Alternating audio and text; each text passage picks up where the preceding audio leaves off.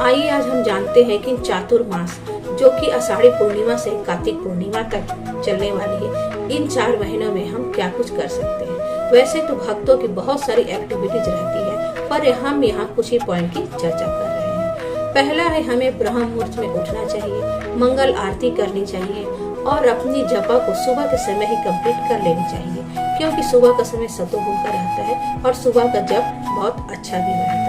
और दूसरा है तुलसी सेवा, तुलसी महारानी को जल देना, तुलसी आरती करना, तुलसी परिक्रमा, ये सब कर सकते हैं। और धाम वास, वृंदावन, मायापुर में कहीं भी जाके हम लोग धाम वास कर सकते हैं। और अगर ये संभव नहीं है तो हम पास के मंदिर में भी जाके सेवा कर सकते हैं। और श्रील प्रभुपाद के धर्म ग्रंथों को, गीता, भागवतम और भी बहुत सारे धर्म ग्रंथ हैं, इन्हें हम पढ़ सकते हैं। वैसे तो श्रीमद् भागवतम में बहुत सारी स्तुतियाँ दी गई है, भीष्म स्तुति, कुंती स्तुति, गजेंद्र स्तुति, नागपति की स्तुति, प्रहलाद महाराज की स्तुति, ध्रुव महाराज की स्तुति, तो इन सभी स्तुतियों का भी पाठ कर सकते हैं। और सभी भक्त प्राय 16 माला तो करते ही हैं, पर 16 से अधिक भी अपनी शक्ति और अपनी भक्ति के अनुसार हमें करना चाहिए। और जिन भक्तों ने अभी तक जपा स्टार्ट नहीं किया है, वो 2 माला, 4 माला, 6 माला से इस चातुर्मास में शुरू कर सकते हैं। तो इस चातुर्मास का पालन श्री रामचंद्र जी ने सुग्रीव के घर में रह कर किया था। नारद मुनि ने भी इस व्रत का पालन किया था। और चैतन्य महाप्रभु जब दक्षिण भारत का भ्रमण कर रहे थे, तो उस समय वेंकटेश भट्ट के घर में रह के उन्होंने चातुर्मास का पालन किया था।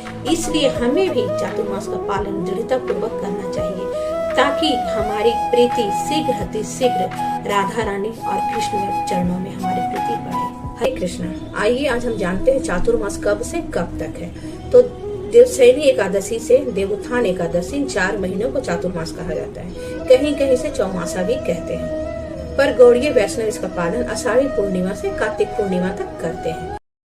तो पहला है श्रावण मास। इसका आरंभ 10 जुलाई से 8 अगस्त तक है। इसमें हम हरी पत्तेदार सब्जियां का वर्जन करते हैं। दूसरा है भाद्रपद, 9 अगस्त से 6 सितंबर तक है। इसमें दही का वर्जन किया जाता है। तीसरा महीना है आश्विन, जो कि 7 सितंबर से 6 अक्टूबर तक है। इस महीने में दूध का वर्जन किया जाता है। दूध से बनी चीज़ों का वर्जन कर सकते हैं। हालांकि पनीर खाया जा सकता है, पनीर खा सकते हैं। चौथा है कार्तिक मास, जो 7 अक्टूबर से 5 नवंबर तक है। इस महीने में उड़द दाल नहीं खाएं, जैसे इडली, डोसा, उसकी जगह मूंग दाल की बनी हुई चीज़ें खा सकते हैं। और मांस दाल भी नहीं खाया जा सकता है।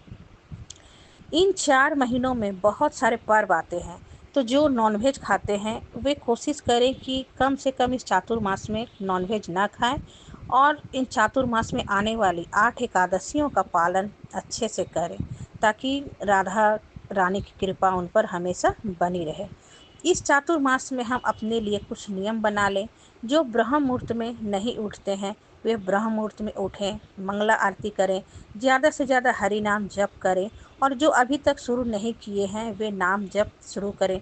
प्रतिदिन प्रभुपाद के ग्रंथ पढ़ें, गीता, भागवतम पढ़ें, तुलसी महारानी की सेवा करें, भक्तों का संग करें, तीर्थ स्थानों में जाएं। और अगर नहीं जा सकते हैं तो अपने घर के पास के मंदिर में जाएं और वहाँ कुछ न कुछ सेवा करें, जिससे कि राधा माधव, गौर निताई, श्री प्रभुपाद की कृपा हम पर बनी रहे। हरे कृष्णा, हरि बोल।